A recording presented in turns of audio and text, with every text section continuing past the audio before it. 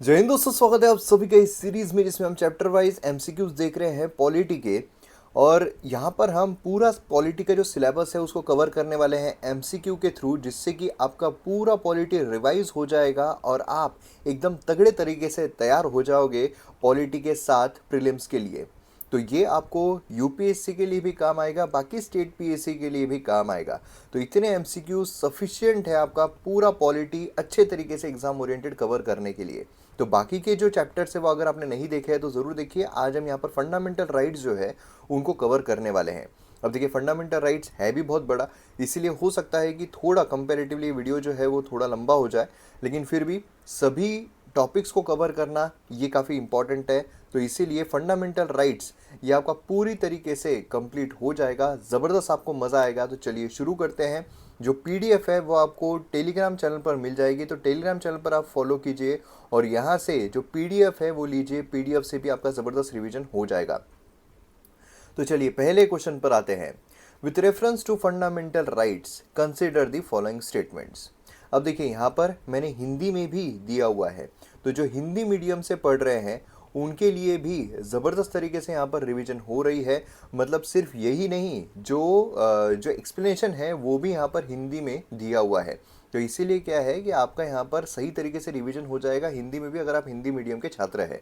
तो इसीलिए यहाँ पर शेयर कीजिए जो भी हिंदी मीडियम से पढ़ रहे हैं उनके लिए, क्योंकि ये एक रामबाण इलाज का जो तरीका है वो आपको देखने को मिलने वाला है। तो चलिए, फंडामेंटल राइट जो उसके बारे में कुछ स्टेटमेंट दिए गए हैं और नए पैटर्न के हिसाब से नया पैटर्न जो यूपीएससी का किस तरीके से आया है कि भाई आपको यहाँ पर जज नहीं करने देते हैं कि कौन सा स्टेटमेंट यहाँ पर एलिमिनेशन टेक्निक के थ्रू हम निकाल सकते हैं। तो इसीलिए उसी पर बेस्ड यहाँ पर मैंने पूरा पैटर्न एंड जो ट्रेंड जिस तरीके से यूपीएससी का चल रहा है उसी हिसाब से यहाँ पर एमसीक्यूज जो है वो भी बनाए हैं। तो with reference to fundamental right consider the following statements. All of the fundamental rights provide protection against arbitrary action of the state. जितने भी फंडामेंटल राइट है, जितने भी संवैधानिक अधिकार राज्य के अनियमित कार्रवाई के खिलाफ सुरक्षा प्रदान करते हैं। दूसरा है, all of the fundamental rights, जितने भी फंडामेंटल राइट्स है ये सिर्फ और सिर्फ नागरिकों के लिए ही अवेलेबल है, सिर्फ और सिर्फ सिटीजन्स के लिए ही उपलब्ध है। और तीसरा है, फंडामेंटल राइट जो है वो सस्पेंड किए जा सकते हैं ऑल टाइप ऑफ इमरजेंसी जो हमारे संविधान में मेंशन की गई है। तो हमारे संविधान में जितनी भी प्रकार की आपातकाल दिए हुए हैं उन सभी में जो फंडामेंटल राइट्स है उनको सस्पेंड किया जा सकता है, निलंबित किया जा सकता है।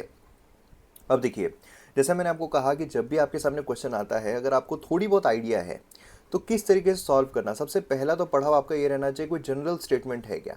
कोई जनरल स्टेटमेंट, जनरल स्टेटमेंट मतलब जो कि एक्सट्रीम ना हो और उसमें फैक्ट्स ज़्यादा अवेलेबल ना हो, तो वो होते हैं जनरल स्टेटमेंट। तो जनरल स्टेटमेंट अगर आप देखोगे तो जो नॉर्मल हमें देखने को मिलते हैं, तो यहाँ पर अगर आप देखो तो कहीं पर भी ऐसा स्टेटमेंट नहीं है जो एकदम जनरल तरीके से मक्खन के तरीके से चला जाए। जैसे यहाँ पर भी अगर आप देखोगे तो ऑल आ रहा है ना, ये ऑल, नन, इस तरीके जो स्टेटमेंट्स होते हैं ये मोस्टली जो एक्सट्रीम स्टेटमेंट है उसमें कंसिडर किए जाते हैं। इसलिए जनरल स्टेटमेंट जो है वो यहाँ पर एक भी नहीं है, क्योंकि यहाँ पर भी अगर आप देखोगे ऑल टाइप ऑफ इमरजेंसीज, मतलब ये भी एक्सट्रीम तरीके का स्टेटमेंट में चला जाता है। तो ये जनरल एक भी नहीं है।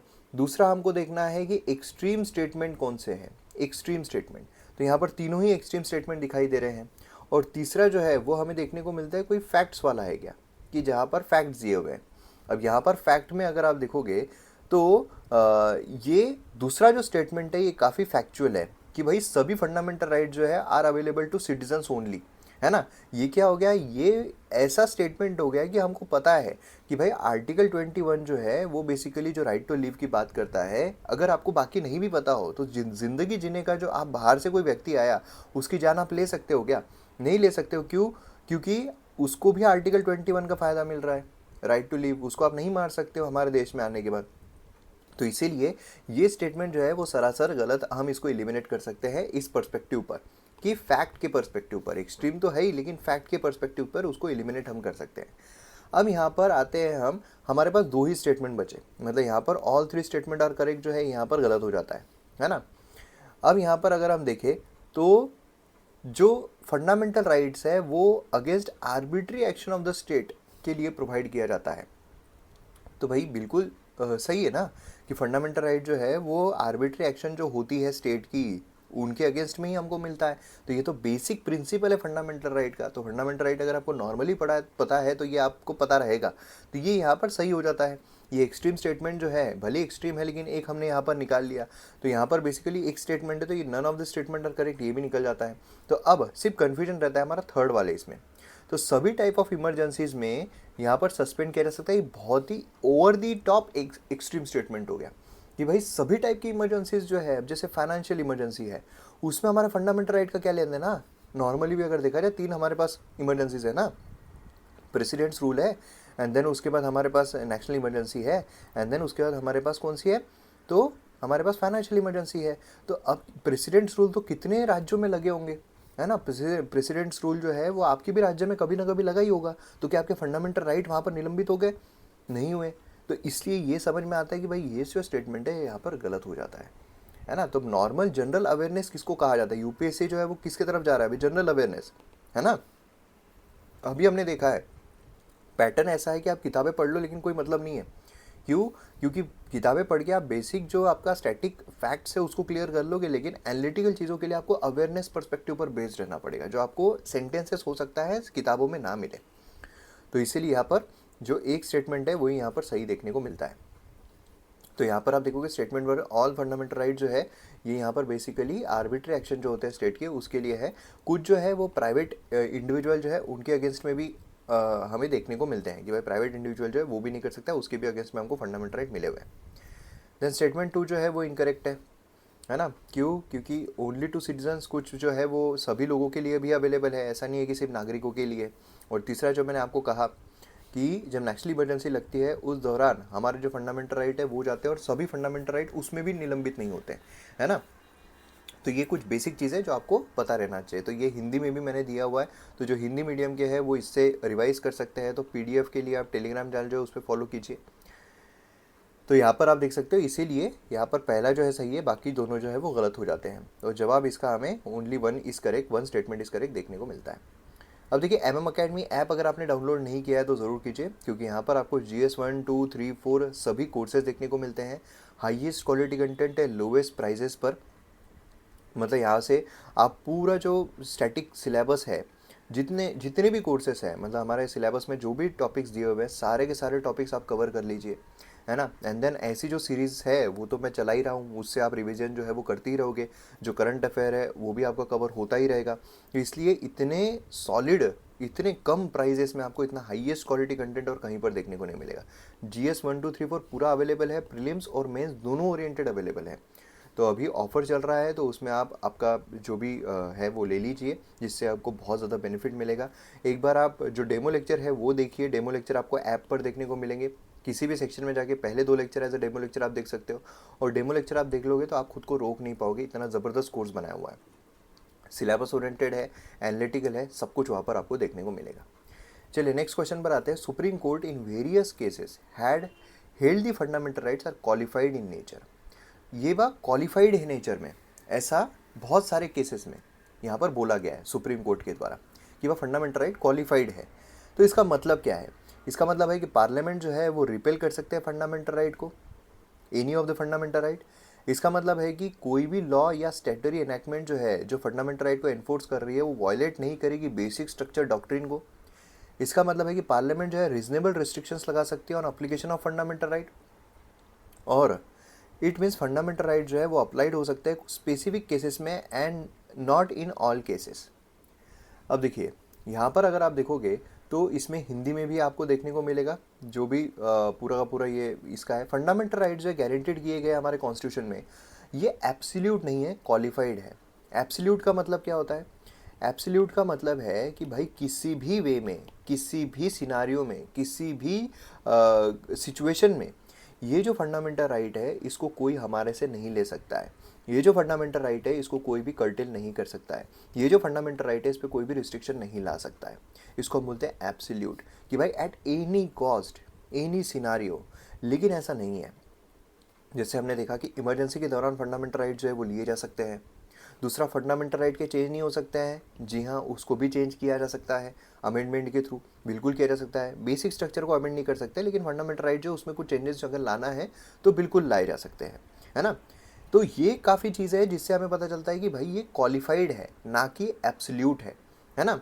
इसीलिए क्या है कि वो एक इंडिविजुअल जो सोसाइटी में रह रहा है, जो उसकी लिबर्टी है, उस पर एक सही तरीके से बैलेंस मेंटेन करके रखता है। नहीं तो फ्रीडम ऑफ स्पीच है, फ्रीडम ऑफ स्पीच, ये बोलो जो बोलना है बोलो, मन में आया बोल दिया, बाद में ये कर दिया, तो ये नहीं होना चाहिए। तो इस चीज़ के लिए ये क्वालिफाइड नेचर में है, ना कि ये एब्सोल्यूट है ना। तो ये जो है ये मौलिक अधिकार ये पूर्ण है, बल्कि सीमित भी होते हैं, है ना, सीमित भी किए गए हैं। इसीलिए इसका मतलब है कि पार्लियामेंट जो है वो इम्पोज कर सकते हैं reasonable restrictions on the application of fundamental right.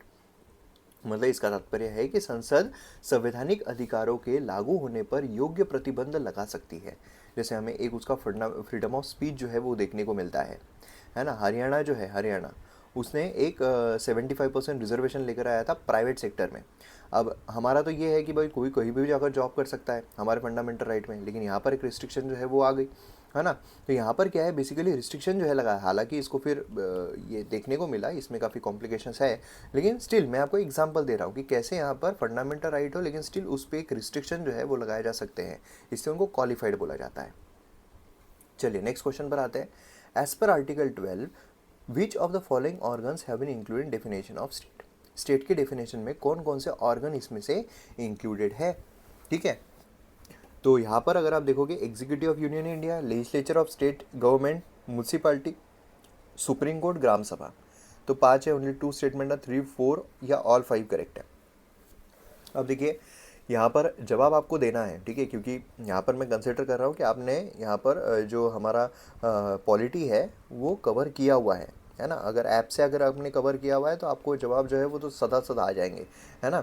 और उसी के साथ साथ जो रिवीजन सीरीज़ है वो भी आपने देखी है, ऐसा मैं कंसिडर कर रहा हूँ, क्योंकि रिवीजन सीरीज़ भी चल रही है पॉलिटी की, जो माइंड मैप के थ्रू, मतलब समझ लीजिए पूरा फंडामेंटल राइट जो है वो 15 मिनट में पूरा रिवाइज हो रहा है माइंड मैप के थ्रू, है ना। तो वो भी सीरीज़ जो है वो चल रही है। तो इसीलिए ये सीरीज़ आप देखने के बाद अगर ये देख लोगे एमसीक्यूज़ तो फटाफट आपका सॉल्व हो जाएगा। चलिए, तो डेफिनेशन ऑफ स्टेट में कौन कौन इंक्लूडेड है, तो यहाँ पर अगर आप देखोगे तो सुप्रीम कोर्ट जो है ये इंक्लूडेड नहीं है ना। बाकी जो है वो सभी इंक्लूडेड है।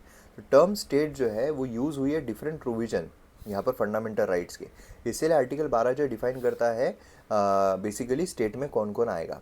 तो इसमें हमें कई सारे देखने को मिलते हैं, है ना। काफ़ी सारे मतलब जो भी गवर्नमेंट एजेंसीज़ है वो सारी की सारी हमें देखने को मिलती है। तो यहाँ पर अगर आप देखोगे तो सुप्रीम कोर्ट जो है वो इंक्लूडेड नहीं है, 1 2 3 4 इंक्लूडेड है, इसलिए ओनली 4 स्टेटमेंट्स आर करेक्ट, ये हमें देखने को मिलता है। चलिए नेक्स्ट इस पर आते हैं, on the ground of contravention of any of the fundamental right. यहाँ पर जो मूलभूत अधिकार है उसके उल्लंघन के आधार पर निम्नलिखित कथनों पर विचार कीजिए। सुप्रीम कोर्ट जो है वो डिक्लेयर कर सकते हैं किसी भी लॉ को एज मतलब जो पार्लियामेंट का हो या स्टेट लेजिस्लेचर का हो, null and void. Supreme Court किसी भी, ठीक है, किसी भी कानून को अमान्य और शून्य घोषित कर सकता है।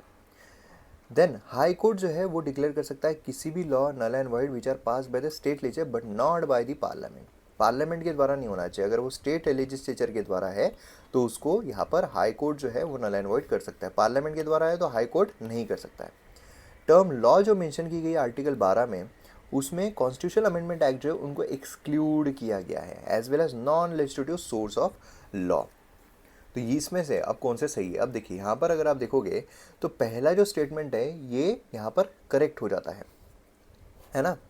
क्यों यहाँ पर सही क्यों हो जाता है, सुप्रीम कोर्ट जो है वो डिक्लेयर कर सकता है अगर उनको लगता है कि भाई बेसिक स्ट्रक्चर जो है उसका हनन हो रहा है, अगर ये कानूनन तौर पर संवैधानिक तौर पर सही नहीं है तो उसको नल एंड वॉइड घोषित की कर सकती है, तो इससे बिल्कुल सही हो जाता है।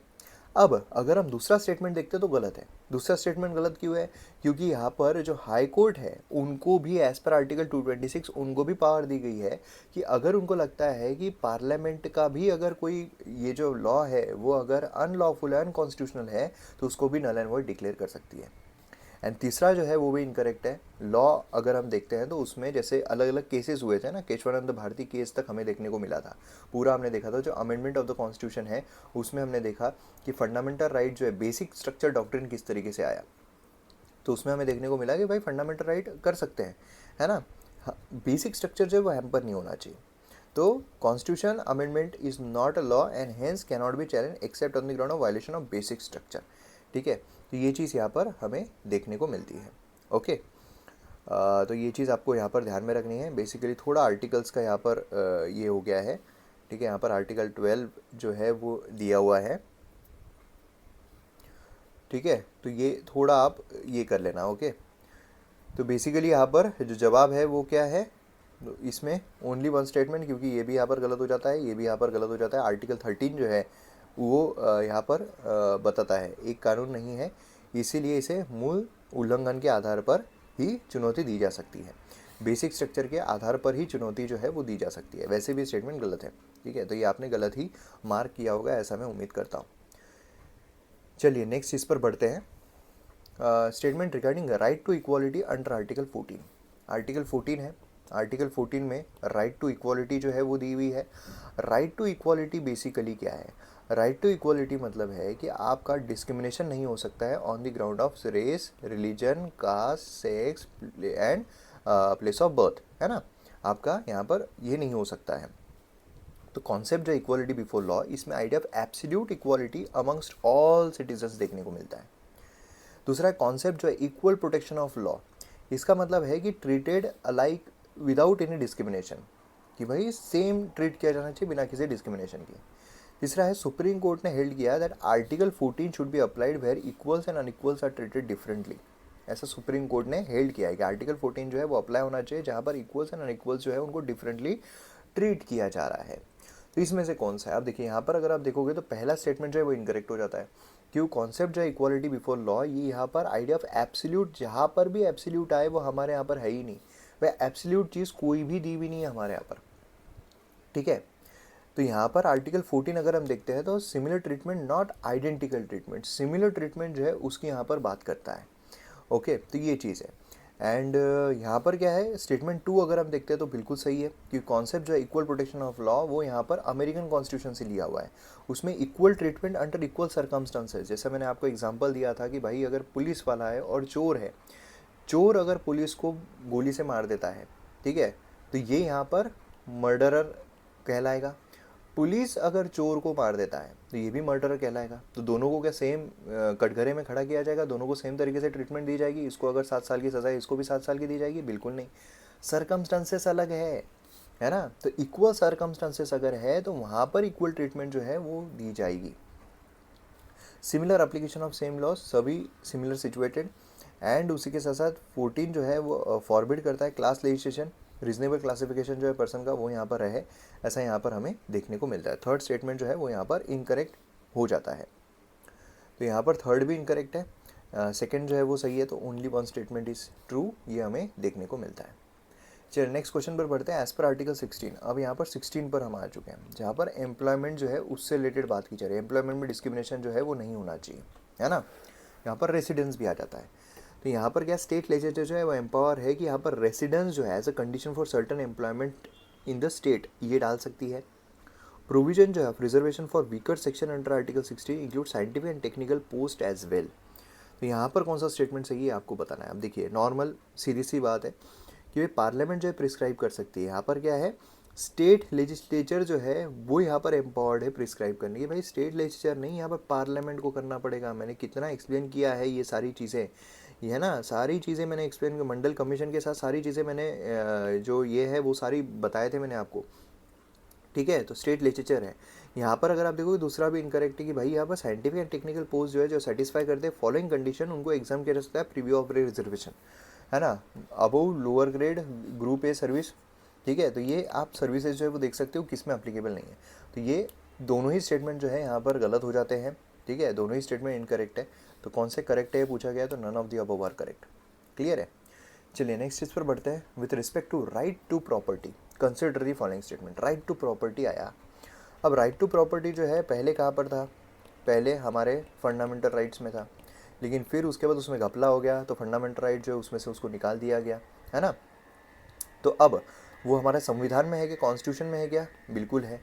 तो अब यहाँ पर पहला स्टेटमेंट है right to property is a constitutional right. अब मैंने आपको जवाब दे दिया, ये स्टेटमेंट तो बिल्कुल सही हो गया। Right to property can be curtailed by an ordinary law of the parliament. जो ऑर्डिनरी लॉ है उसके थ्रू उसको कर्टेल किया जा सकता है। मतलब ऑर्डिनरी मतलब क्या, कॉन्स्टिट्यूशन अमेंडमेंट लॉ नहीं, normal law.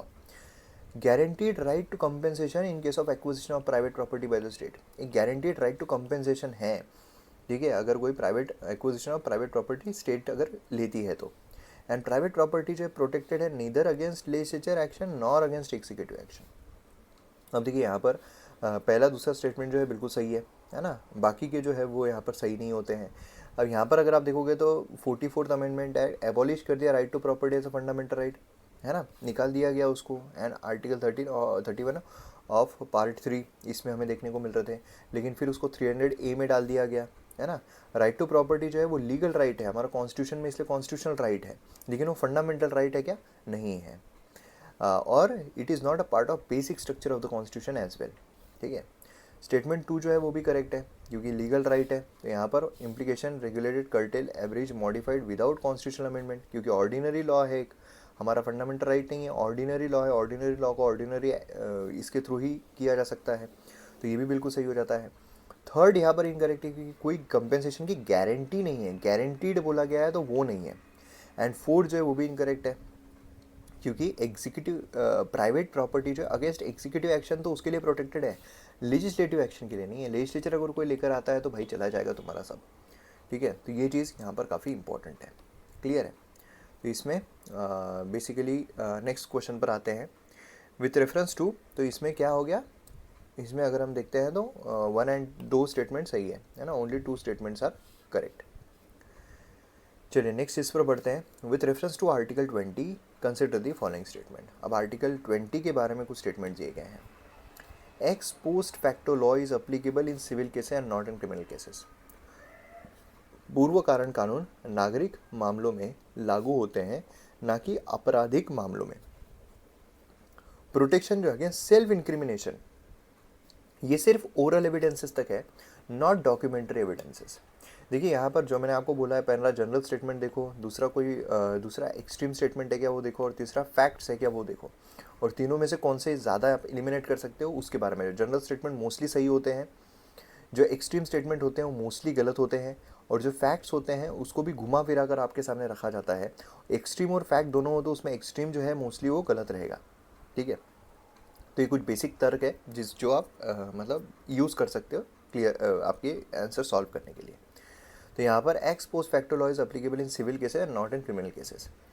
Protection against self incrimination, जो सेल्फ इंक्रिमिनेशन होता है ना, कि भाई मैं अपने आप गुनाहों को मानता हूँ, सिर्फ ओरल एविडेंसेस तक है ओनली, है ना, बहुत ज़्यादा एक्सट्रीम है कि भाई एक ही सिर्फ ओरल क्यों, रिटर्न क्यों नहीं, ठीक है। तो ये हम यहाँ पर गलत कर सकते हैं। प्रोटेक्शन अगेंस्ट डबल जियो पार्टी, डबल जियो पार्टी मतलब एक ही गुनाह के लिए दोबारा उसी कोर्ट में सज़ा नहीं हो सकती है। Is available in proceeding before the court of law as well as before departmental proceedings. मैंने इस पर भी आपको एग्जाम्पल के थ्रू ये चीज़ समझाई थी लेक्चर्स में, पॉलिटी के लेक्चर्स, याद है आपको, इसलिए हम बोल रहे हैं अकेडमी में आप डाउनलोड करो, ज़बरदस्त तरीके से आपके सॉल्व हो जाएंगे। तो सीधी सीधी बात है यहाँ पर कि यहाँ पर 1 and 2 सही है, 2 and 3 सही है, 1 and 3 1 2 3 सही है। तो यहाँ पर बेसिकली नॉट करेक्ट पूछा गया है, ठीक है, नॉट करेक्ट पूछा गया है। दूसरा और तीसरा इनकरेक्ट है, ठीक है, डिपार्टमेंटल इसमें नहीं होता है ना, तो यहाँ पर 2 and 3 इसका जवाब रहेगा। तो यहाँ पर आप देखोगे 1 जो है वो करेक्ट है बिल्कुल। 2 मैंने आपको बोला कि self extend to both oral and documentary evidences, है ना। It does not extend to compulsory production of material, compulsion to give thumb impression, specimen blood sample, है ना, ये सारी चीज़ों के लिए। देन उसके बाद थर्ड जो है वो भी इनकरेक्ट है क्योंकि जो एडमिनिस्ट्रेटिव एंड डिपार्टमेंटल है उसके लिए नहीं है, ठीक है। और मैंने बाकायदा आपको एग्जांपल से, क्योंकि सारे मैंने जो लेक्चर लिए वो एग्जांपल के थ्रू ही लिए, जिससे कि रियल लाइफ एग्जांपल्स आपको समझ में है, तो ये चीज़ आप ध्यान में रखिएगा। ओके, चलिए नेक्स्ट चीज़ पर बढ़ते हैं। Right against exploitation under article 23 which of the following statements are correct. Article 23 right against exploitation, ये इंडिविजुअल को प्रोटेक्ट करता है, not only against action of state but against the private person as well, ठीक है, private person के अगेंस्ट में भी करता है।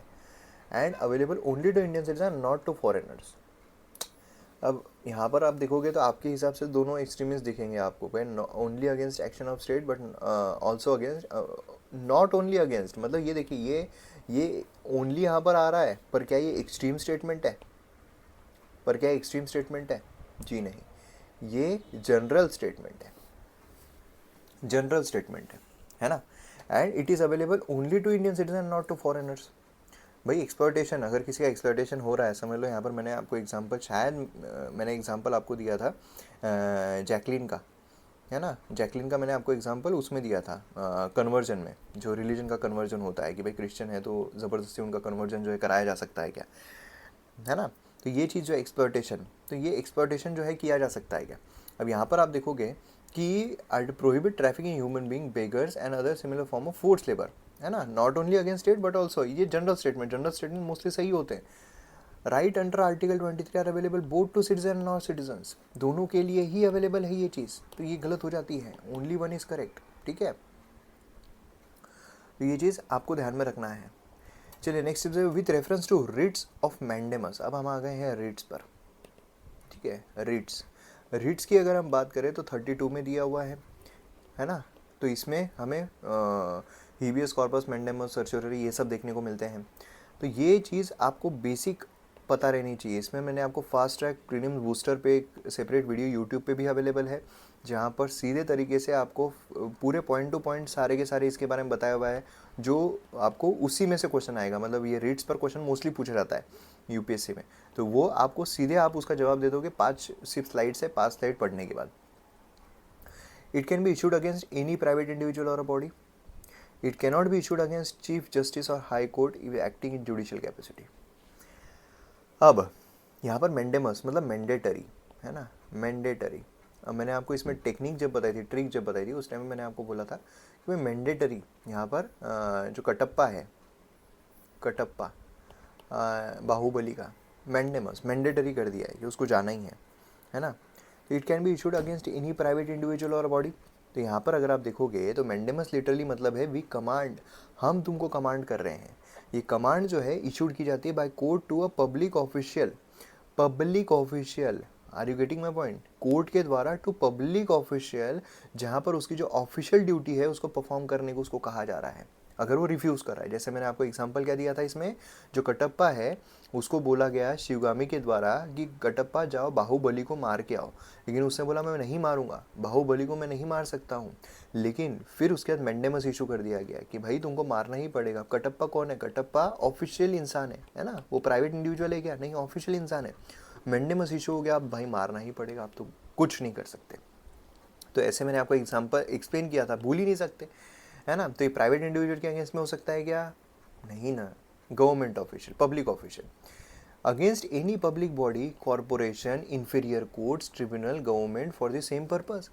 रिट्स ऑफ मैंडेमस जो है कहाँ इशू नहीं हो सकते हैं, प्राइवेट इंडिविजुअल और अ बॉडी नहीं किए जा सकते हैं। डिपार्टमेंटल इंस्ट्रक्शन, अगर कोई डिपार्टमेंटल इंस्ट्रक्शन हो वहाँ नहीं हो सकते। ड्यूटी जो है डिस्क्रिशनरी है, मैंडेटरी नहीं है, तो वहाँ नहीं। मतलब समझ लीजिए गवर्नर जो है, गवर्नर वो अगर कोई बिल को नहीं दे रहे हैं, ठीक है, हामी नहीं भर रहे हैं, ठीक है, राज्यपाल जो है किसी बिल को हामी नहीं भर रहे हैं जो लेजिस्लेचर ने पास किया है, तो उनके अगेंस्ट मैंडेमस इशू हो सकता है क्या, जी नहीं, उनका डिस्क्रिशनरी पावर में आता है ना। मतलब ये ओवरऑल मैं आपको शॉर्ट में बता रहा हूँ, कुछ चीज़ अगर डिस्क्रिप्शन में आ रही है तो उनके अगेंस्ट में नहीं हो सकता है। To enforce a contractual obligation, president of India, state governors, उनके अगेंस्ट में नहीं हो सकता है, जैसा अभी मैंने आपको बताया। Chief justice of high court acting in judicial capacity नहीं हो सकता है। तो ये कुछ बेसिक चीज़ है, तो यहाँ पर हिंदी माध्यम के जो छात्र हैं वो पढ़ सकते हैं। तो यहाँ पर पहला गलत, दूसरा सही, तो ये with respect to writs of certiorari, certiorari जो है to certify, writ of certiorari can be issued against administrative authority, writs of certiorari not available against parliament of state, curative as well as preventive nature. अब देखिए ये जो है preventive and curative दोनों है, बिल्कुल सही है, ठीक है, ये तो बिल्कुल, मतलब ये ऐसा स्टेटमेंट है कि एज वेल एज, मतलब क्या है, जहाँ स्कोप बढ़ जाता है ना किसी स्टेटमेंट का कि ये तो है ही, पर ये भी है, ये जो बढ़ जाता है ना, इसलिए सबसेट बताए जाते हैं ना, सबसेट, ये तो है ही लेकिन ये भी है, तो क्या है, इसकी सही होने की प्रोबेबिलिटी बढ़ जाती है क्योंकि वाइड स्कोप हो गया, है ना, बहुत कम संभावना होती है कि ज़्यादा इसमें एरिया में उसका कम प्रकोप हो। तो यहाँ पर writs of certiorari not available against parliament state assembly, writs of certiorari can be issued against administrative authority, क्या एडमिनिस्ट्रेटिव अथॉरिटी के अगेंस्ट में हो सकता है। लिटरल सेंस सर्चरी का मतलब है to be certified, to be informed, है ना। लाइक प्रोहिबिशन सर्चरी जो है not available against legislative body, parliament and private individuals और बॉडी। समझ में आया आपको। तो ये चीज़ बहुत यहाँ पर इंपॉर्टेंट है कि रिट्स ऑफ से can be issued against administrative not available against parliament, बिल्कुल सही है। ये क्यूरेटिव है, प्रिवेंटिव है, बिल्कुल यहाँ पर ओनली प्रिवेंटिव। यहाँ पर प्रोहिबिशन जो है वो ओनली प्रिवेंटिव, बट सर्चुररी जो है बहुत preventive as well as curative, है ना। And writs of certiorari can be issued against administrative authority, कि भाई हमने यहाँ पर देखा है नॉट अवेलेबल अगेंस्ट ये प्राइवेट इंडिविजुअल्स और बॉडीज़, है ना। तो ये चीज़ यहाँ पर क्या है कि issued on the ground excess of jurisdiction, lack of jurisdiction, error of law, इसमें इसको किया जा सकता है, ठीक है। तो यहाँ पर पहले ऐसा था, सर्चुलरी जो है सिर्फ और सिर्फ against judicial and constitutive authority के अगेंस्ट में ही होता था, एडमिनिस्ट्रेटिव अथॉरिटी के अगेंस्ट में नहीं। लेकिन 1991 के बाद सुप्रीम कोर्ट ने रूल किया सर्चुलरी जो है इशू किया जा सकता है even against administrative authorities affecting right of individuals. जो राइट ऑफ इंडिविजुअल है उसको अफेक्ट कर रहा है, उसके अगेंस्ट अगर एडमिनिस्ट्रेटिव भी अथॉरिटी है फिर भी हो सकता है। क्लियर है। तो यहाँ पर बेसिकली क्या रहेगा कि तीनों ही स्टेटमेंट जो है ये बिल्कुल सही है, all three statements are correct. Next, with reference to article 33 of the Indian constitution consider the following statement, parliament as well as state assemblies ये लॉ बना सकती है to restrict fundamental right of police forces का restrict करने के लिए। Armed forces जो है वो इंक्लूड है नॉन कॉम्बैट एम्प्लॉयज़ में, जिनका फंडामेंटल राइट जो है रिस्ट्रिक्ट किया जा सकता है। पार्लियामेंट जो है can exclude court martial from the writ jurisdiction of high court and supreme court. तो यहाँ पर जिनको नहीं समस्या हो रही है समझने में, हिंदी में भी आप यहाँ से देख सकते हैं। तो मैं हमेशा बोलता हूँ वीडियो पॉज कीजिए, आपका आंसर जो है वो देखिए एंड देन उसके बाद वीडियो को रिज्यूम कीजिए। तो चलिए आपने जवाब दे दिया होगा, पहला जो है वो इनकरेक्ट है। आर्टिकल 33 एम्पावर करता है पार्लियामेंट को, नॉट स्टेट लेजिस्लेचर। देखिए जहाँ सेंट्रल इसकी बात हो ना, वहाँ स्टेट जो है उसके पास इतनी पावर नहीं है, ठीक है। Paramilitary force, police force, intelligence, ये सब। ऑब्जेक्टिव जो है प्रोविजन का यहाँ पर प्रॉपर डिस्चार्ज ऑफ ड्यूटीज़ जो है वो रहना चाहिए, है ना, और डिसिप्लिन जो है मेंटेन रहना चाहिए। दूसरा जो है वो बिल्कुल सही है, मेंबर ऑफ आर्म्ड फोर्सेस, इसमें सभी एम्प्लॉयज़ कवर होते हैं, जो बार्बर है, कारपेंटर है, मैकेनिक है, कुक है, वो सभी होते हैं। तीसरा जो है वो भी करेक्ट है, पार्लियामेंट्री लॉ जो आर्टिकल 33 है वो एक्सक्लूड कर सकता है द कोर्ट मार्शल, है ना, रिट जुरिडिक्शन से, तो ये भी बिल्कुल सही हो जाता है। तो इसीलिए यहाँ पर जवाब अगर आप देखोगे तो बेसिकली पहला गलत है और बाकी दोनों सही हो जाते हैं, तो only 2 statements are correct. Next है, which of the following statements are correct with reference to article 34। ये क्लियरली ऑथराइज करता है executive to declare martial law in area deemed fit, ठीक है। And declaration of martial law जो है itself result suspension of writs of habeas corpus. Habeas corpus जो है उसका ये चला जाएगा। तो यहाँ पर फर्स्ट जो है वो इनकरेक्ट है, दूसरा जो है वो भी इनकरेक्ट है, क्योंकि no specific expressive provision constitution में दिया हुआ है कि that authorises executive declare martial law and article under which martial law can be declare area within the territory of India during the operation of martial law. Military authorities जो है उनको waste किया गया है with abnormal power, कि कोई भी step अगर उनको लेना है तो वो ले सकते हैं, है ना। Restriction regulation on the right, यहाँ पर जो basically rights of civilian can punish civilian even यहाँ पर कंडेम देम टू डेथ, तो कुछ भी यहाँ पर किया जा सकता है। तो ये मार्शल लॉ जो है उसकी ताकत है, ठीक है। तो ये चीज़ आपको यहाँ पर ध्यान में रखनी है। तो यहाँ पर दोनों ही जो है बिल्कुल गलत हो जाते हैं, तो इसलिए none of the above statements are correct. तो यहाँ पर हमारा जो फंडामेंटल राइट है वो कंप्लीट होता है, जो भी एग्ज़ाम के लिए रेलेवेंट है, जो भी एग्ज़ाम के लिए इम्पॉर्टेंट है, जो भी एग्ज़ाम के ट्रेंड के हिसाब से चल रहे हैं वो सारे क्वेश्चंस इसमें इंक्लूड किए हैं, प्लस ऑप्शंस भी जो ट्रेंड के हिसाब से चल रहे हैं उसके साथ। तो वीडियो में उम्मीद करता हूँ आपको पसंद आया होगा, शेयर ज़रूर कीजिए and MM Academy app download कीजिए। मिलते हैं अगले वीडियो में, जय हिंद।